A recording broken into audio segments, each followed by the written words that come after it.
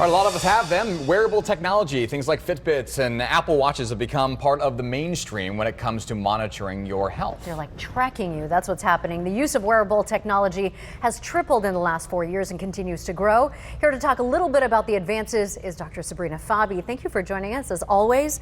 Let's talk about these sensors, these wearable sensors. How do they work and what are we doing here with all of these? Well, you made an interesting point about they're tracking us, right? Because that is one of the concerns, is that what are the implications? Who has this data? Who has the rights to this data when you're able to track everything from blood glucose levels? I was thinking of you, you know, what you had mentioned to us last week or 2 weeks ago, in that now there's contact lenses that you can put in, and just through your tears, they're able to detect what your sugar levels are real time. So that you don't have to prick yourself. If you think of all like the children or teenagers that have type 1 diabetes and that are constantly having to monitor themselves to give themselves insulin shots.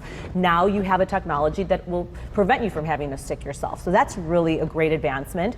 And the nice thing is that with real-time monitoring, you're able to determine what are the triggers that make things spike. You know, is it stress? Is it not sleeping too well? Is it, you know, maybe a little bit too much sugar? And so that's interesting. There's another technology which is great because it spares us all those monitors that we usually have in the hospital rooms, which is just a patch that real-time monitors your respiratory rate, your blood pressure. It's a cuffless blood pressure cuff, as well as your heart rate. And so that spares people from all those cords that they can trip on and fall from and create other problems with in the hospital setting, and that also provide real-time feedback. Yeah, I think one of the concerns that, at least in years past, a lot of people have had is accuracy. Yes. Right? Okay, so I'm putting something very important on this device. Yes. Right? Blood pressure, blood sugar, whatever it may be. How accurate have they gotten? You're right. So Biobeat is the one that's the patch that detects respiratory rate and blood pressure and heart rate. Those are things that is actually FDA approved. So they are being put through that type of rigor in trials, because you're right. How sensitive are they to detect those nuances so that they can actually make a difference?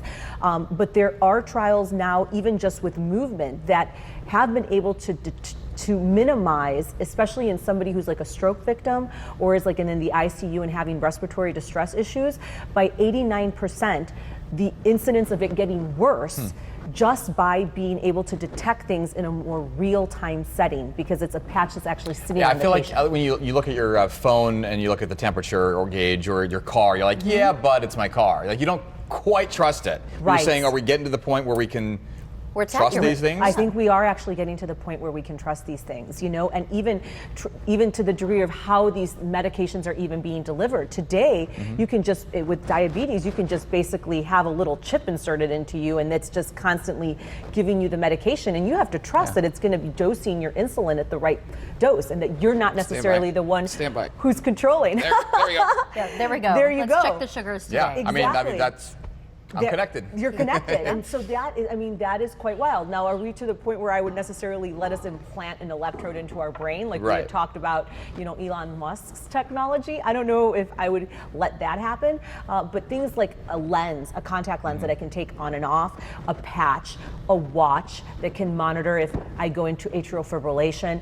I think these are wonderful. Other things like the sensor that keeps you upright to help with posture, especially people that are suffering from low back pain. This is a common problem in the United States, and people are on narcotics and all kinds of things.